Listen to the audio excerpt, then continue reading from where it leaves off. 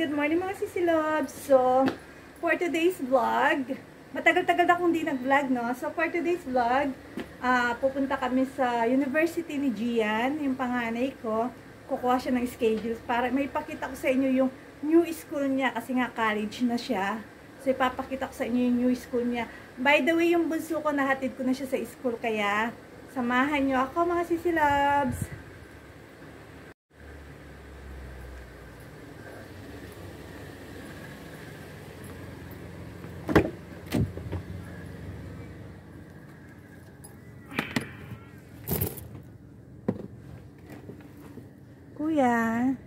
Kuya, say hello to my vlog. Hello.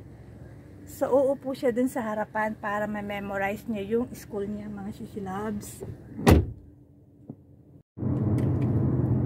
So, ayan mga sisilabs, papunta na kami sa uni ni Kuya. By the way, yung hubby ko ang nagda-drive. Yun, tapos si Kuya nandito sa harapan, dito lang ako sa likod. Samahan nyo kami mga sisilabs sa uni ni Kuya. Like Swan taxis. Which one is more expensive, taxi or Uber? I think taxi. It depends.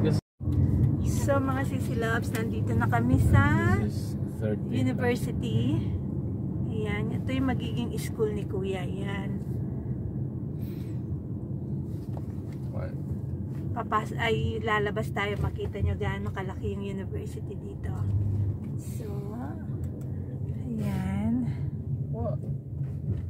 Tapos ito yung magiging parking lot ng mga student. Yan, sobrang laki ng parking lot.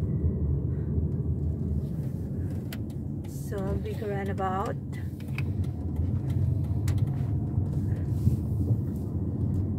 The university is so big. Where is your building? Parking green, Yeah, parking yellow. So that's why you need to find out. Blue, PJ1. So there is 410-201. Ang laki ng school, mga sisilabs. So kung mapapagod ka dito maglakad, kailangan talaga dito mag-college ka. Ang college pala mga sisilab, tawag dito is university. Hindi nila sinasabi ng college na ako, ganyan. Nagaan sila uni. Yan. Sa atin kasi college, 'di ba? Sa US college din. So dito tawag nila is uni pag college ka na. So ang daming parking, ang laki-laki. So kailangan talaga dito pag mag-start ka na mag-uni, matuto ka talagang mag-drive kasi sobrang laki ng school, parang isang buong, mas malaki pa sa suburb, no, Papa? Para bang triplihin mo yung suburb namin. Are we going now? no, this car. So, ayan. Ito yung mga parking. Yung parking may kanya-kanyang color sila. Kung magkano yung... Try to find the building.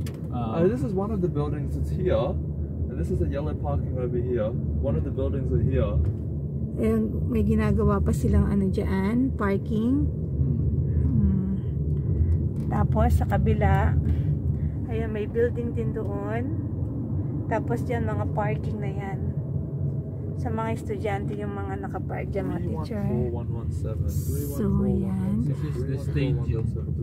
So ayan yung stadium nila. 314-117. So Curtin University. Ayan, dyan mag-i-school lang anak ko. Curtin University. Are you joking? Sa laki. Monday, I have to figure out memorize all the parking in a while. Monday, I'm up here.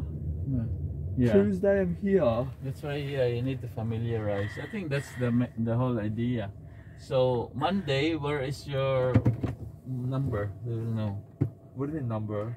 So pinapamiliarize ni Kuya yung parking kasi may mga ano yan, may mga sobrang laki ng parking, so iba't ibang kulay siya.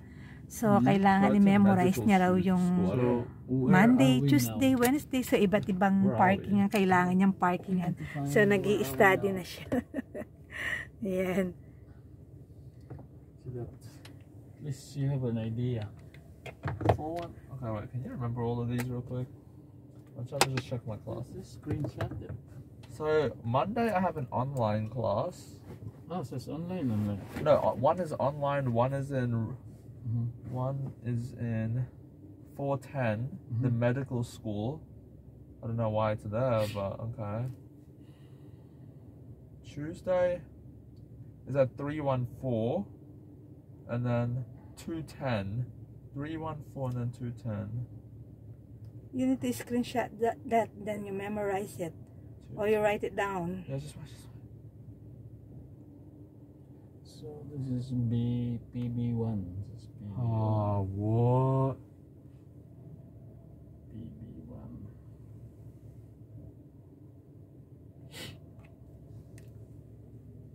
May mga ano na pala, mga sisilab, may mga nag-start na pala mag-school.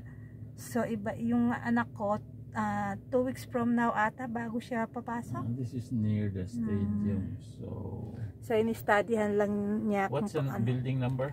For what Monday? Monday. 410. 410. So we are here. So see. So we are here. This is the parking. So that's the stadium. Look at their stadium. So 410 is top right. 410 is Top right of this.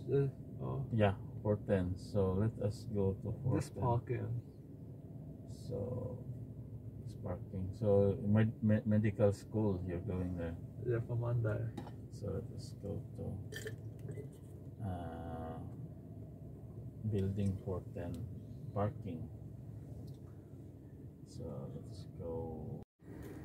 So ayan mga sisilabs, pupuntahan nila yung first subject niya, yung first building. Ayan, sasamahan siya ng papa niya kasi mag-i-inquire din sila yung sa about the parking fee, student parking fee. So kasi iba-iba kasi dito, yellow parking, dito yung first subject niya. Ayan yung building. So sabi namin sa kanya, dito na lang siya, tapos yung second building niya kasi doon pa, kaya syempre ayaw naman niya maglakad ng sobrang layo, kaya nga nag-drive siya, di ba? So ayan.